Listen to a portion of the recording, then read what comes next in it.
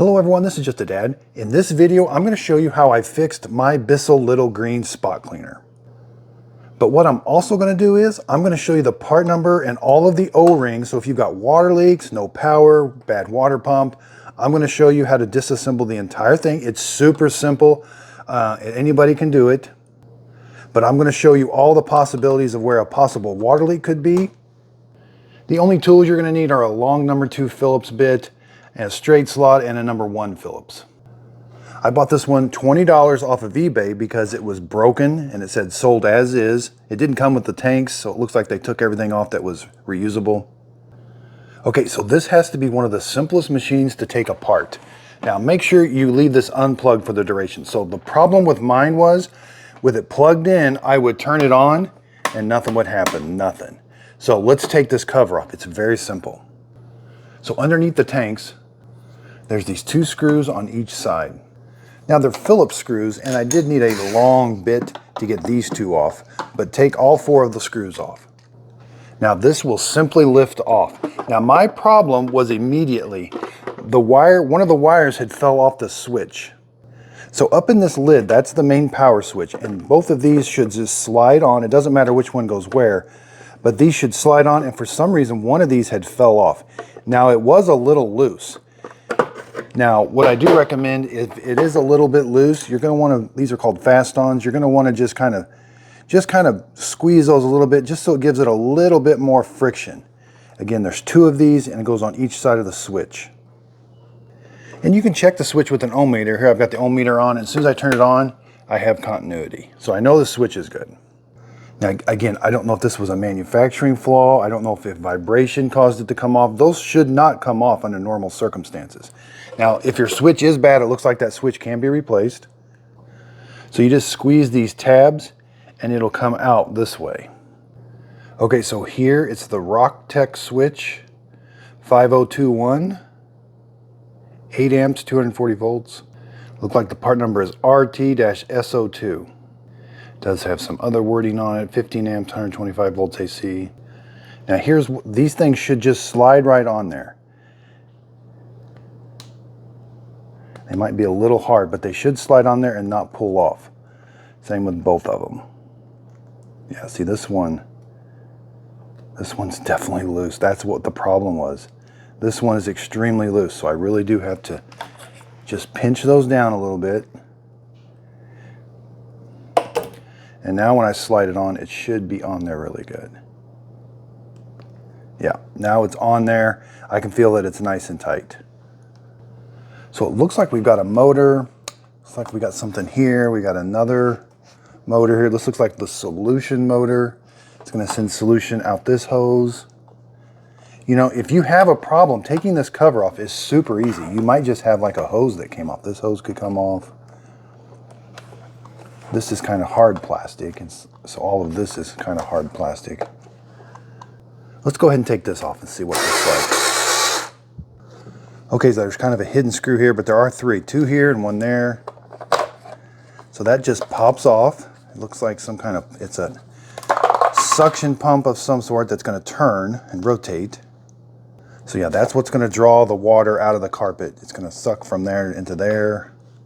So it looks like it exhausts the air out that duct, which is where all the exhaust comes from. So yeah, this looks really heavy duty. I can't really turn. Oh, the fan is inside there that turns. That's what turns. This is just like a cage. So I have seen in the comments, this is a really popular spot cleaner. And I have seen in the comments that sometimes water leaks out the bottom of your spot cleaner. It could be that this hose has come off or has a hole in it. We can also check, let's check down here and see what's going on. So that black hose just comes to right here. But let's take this bottom cover off and let's try to take the hose off. Okay, so that's just a bunch of Phillips screws.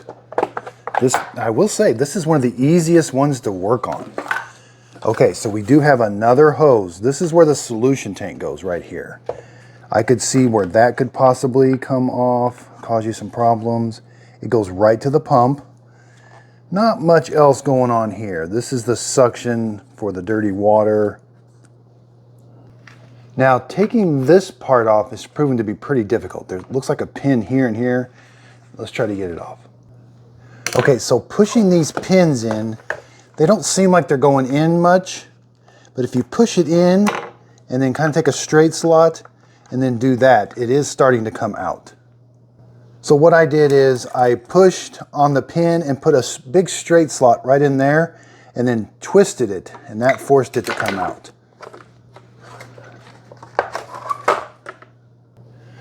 Okay, so there is an O-ring, you know, on here, but that black tube seems to be one piece, possibly, yeah, it's one piece.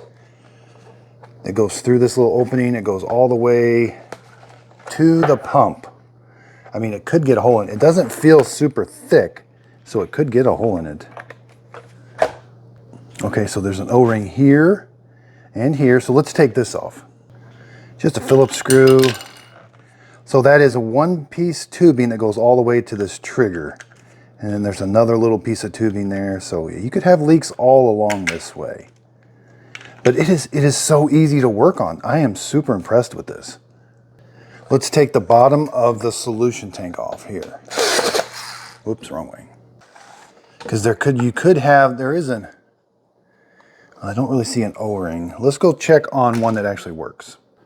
So here I've got mine that actually has been working. There are O-rings on this and the lid that goes on, the cap. So there is no O-ring down inside that part.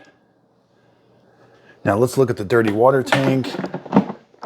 No O-ring down here. There is an O-ring on here, and make sure this is installed properly. And it does need cleaned once in a while. So make sure that is on there. The flapper goes in that side like that. Now, one other thing I have thought about, there is an O-ring up here.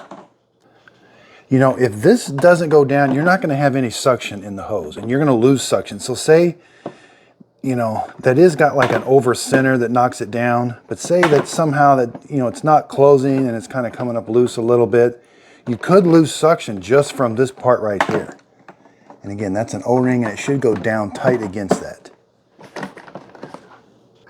Okay, so let's take the water pump out. Take the screw out, and then you got to lift this little tab right here. And now the water pump should come, it should slide out, yeah. Now, I don't see any part numbers on it whatsoever.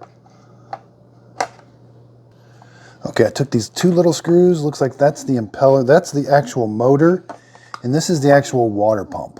That just drives, this is the actual water pump. I can take this off.